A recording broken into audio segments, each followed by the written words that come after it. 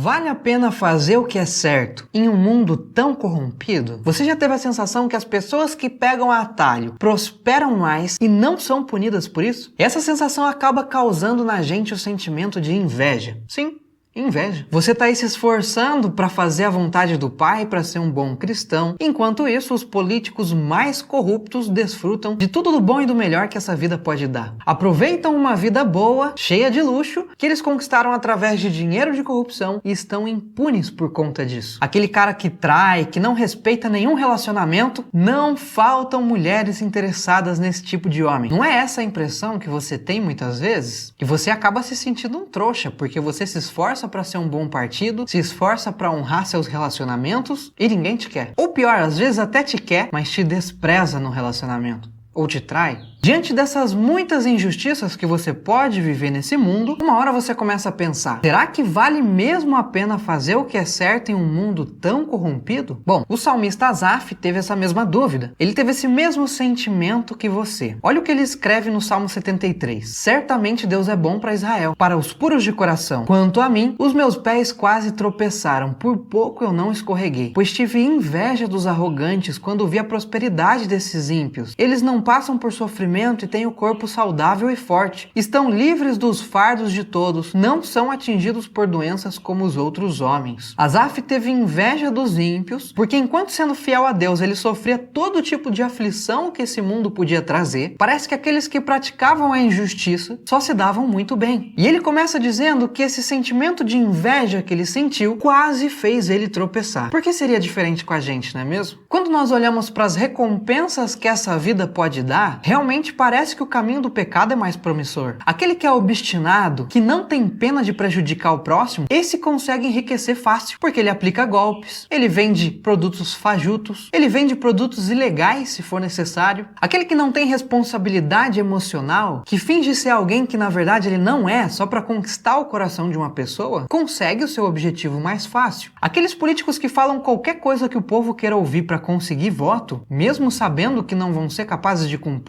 esses conseguem se eleger. E principalmente por causa da impunidade que nós vemos aqui no Brasil, parece que aqueles que pegam o caminho mais curto sempre se dão bem. E em relação às coisas dessa vida, pode até ser mesmo. Mas a gente precisa lembrar que a nossa esperança não está no que essa vida pode nos oferecer, no conforto passageiro que a gente pode desfrutar aqui. As mansões compradas com dinheiro de corrupção, os carros de luxo, as roupas de marca, a fama, até mesmo os relacionamentos construídos à base da mentira. Tudo isso vai ficar aqui. Tudo isso dura só algumas décadas. Francis Chan, em uma das suas pregações, dá um exemplo muito bom que se chama Acorda. Depois pesquise aí no YouTube, Francis Chan, Acorda. Imagina que os meus braços abertos são a sua linha do tempo. O seu tempo começa aqui no meu dedo mindinho. A ponta do meu dedo mindinho é o tempo que você vai viver aqui nessa terra. São as décadas que você vai passar aqui. E todo o restante não para aqui, continua infinitamente. São os milhões e milhões de anos que você vai viver na eternidade. Isso aqui, a pontinha do meu dedo mindinho, é o tempo que você vai passar aqui na Terra. Isso representa as décadas, se você tiver muita saúde, o século que você vai viver aqui nessa terra desfrutando de tudo do bom e do melhor que ela possa te oferecer. Mas todas essas coisas são nada comparados aos milhões e milhões e milhões e milhões de anos que vêm depois dessa vida. E como é que você está se preparando para viver todo esse resto? É loucura você dedicar o seu tempo, você dedicar todo o seu esforço aqui na terra, pensando nessa pontinha de tempo que você vai viver aqui. Pensando nas coisas passageiras que vão durar apenas algumas décadas. A nossa vida é um sopro. A única coisa que importa não é o quanto de riquezas, fama e poder você acumulou nessa terra. Até mesmo o seu legado vai ser esquecido. Quando a sua vida aqui nessa terra acabar, o que realmente vai ter valor são os tesouros que você acumulou no céu, onde o ladrão não pode roubar e a traça não pode destruir. E você vai desfrutar desses tesouros para sempre. Por isso é que nós não devemos sentir inveja dos ímpios. Eles estão construindo castelos castelos de areia. Nós devemos sentir pena e pregar o evangelho para que essas pessoas também encontrem o verdadeiro tesouro, aquele que é eterno. E esse sentimento de inveja pode levar você a se perder. Como Asaf diz no Salmo, os meus pés quase tropeçaram e eu quase escorreguei. E como é que o salmista escapou dessa situação? No verso 16 ele conta: quando tentei entender tudo isso, achei muito difícil para mim, até que entrei no santuário de Deus e então compreendi o destino dos ímpios. Ele foi até a casa do Senhor e lá ele recebeu resposta. Irmão, saia do Instagram, saia das redes sociais, pare de ficar comparando a sua vida ao que você vê na vitrine dessas redes sociais. As pessoas só postam a parte boa da vida delas. Até você, se você olhar o seu Instagram, você vai pensar: meu Deus, que pessoa feliz é essa? Não sou eu. Ninguém posta que tá passando fome, ninguém posta que tá com alguma dificuldade, ninguém posta que tá usando a mesma calça 7 dias porque não tem outra para vestir, ninguém posta que tá com uma crise de ansiedade tremenda e insegurança